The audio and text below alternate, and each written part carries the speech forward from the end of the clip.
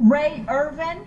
Mr. Irvin, you were arrested pursuant to warrants for your arrest for the felony offenses of burglary with intent to commit a felony and aggravated assault of a family or household member. Both of your cases are assigned to the 183rd District Court. The judge in that court is Chuck Silverman. Would you like a court-appointed lawyer to represent you in the 183rd?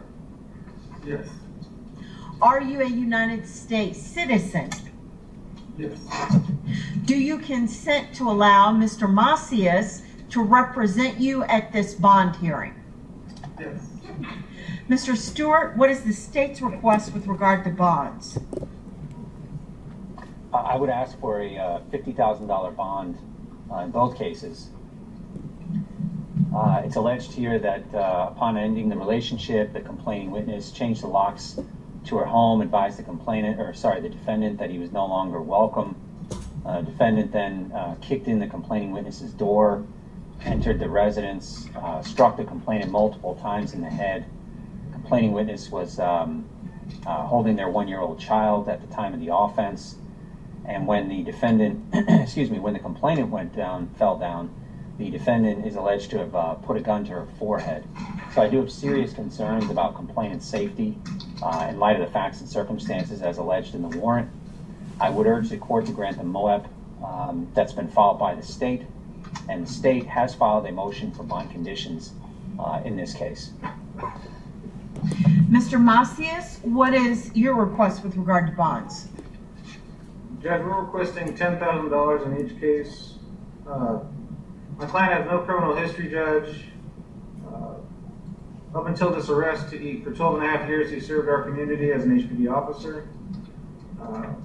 Now he no longer lives with the complainant, and he is willing to abide by any MOEP, no contact, or any other conditions the court wants to impose.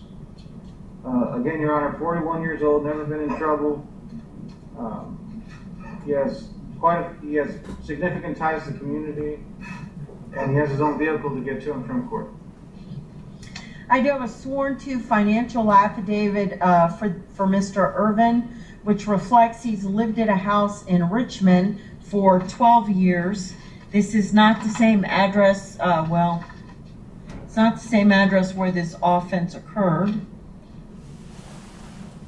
which was the complainant's address. It does reflect he has 3 children. He is currently unemployed. He previously, when employed as an officer, made $5,000 a month. His expenses are $2,950 a month. He was not booked into jail with any cash on hand. He has $250 in his savings and $20,000 in his checking, for a total of $20,250 in assets. He doesn't have any prior criminal history. He's scoring a no on the new violent criminal activity flag, a 1 out of 6 on the new criminal activity scale, 1 out of 6 on the failure to appear scale. He's a below average risk. The burglary with intent to commit another felony is a first-degree felony. The ag assault of a family or household member with a deadly weapon, namely a firearm, is a second-degree felony. The use of a firearm in a family violence case is a lethality factor. The allegations are that the defendant kept trying to get a hold of the complainant, but she was at her cousin's house. He kicked in her door, went to the master bedroom, hit her multiple times on her head while she was holding their child, then took the child away from her. When she tried to get it back, he hit her in the head multiple times again, pulled out a gun, put the muzzle on the complainant's forehead. She said she could feel the cold metal touching her skin. She had called her cousin, who heard her say, "Oh God, please no." She did say she was in fear for her life. She advised the defendant then released the magazine on the handgun, pulled the slide, causing the bullet that was in the chamber to be ejected. He then punched the complainant with a closed fist, striking the back of her head, causing the complainant pain for her to lose her balance and fall on the floor. Then he left in the vehicle with the child without a car seat. Then he called the complainant.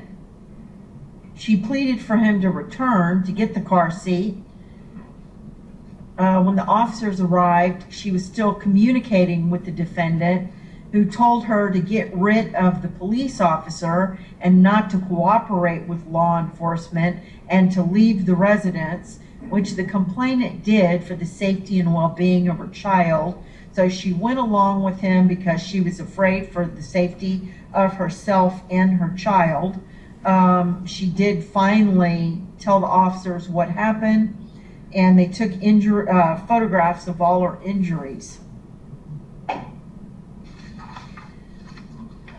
There's always an elevated level of risk, number one, with a burglary of a habitation, where the allegations are that the defendant was not willing to respect the space of the complainant, which means there's really nowhere a complainant can be safe if she cannot be safe in her own home. Also, the risk in this case is elevated by his status as a police officer and experience with firearms. Mr.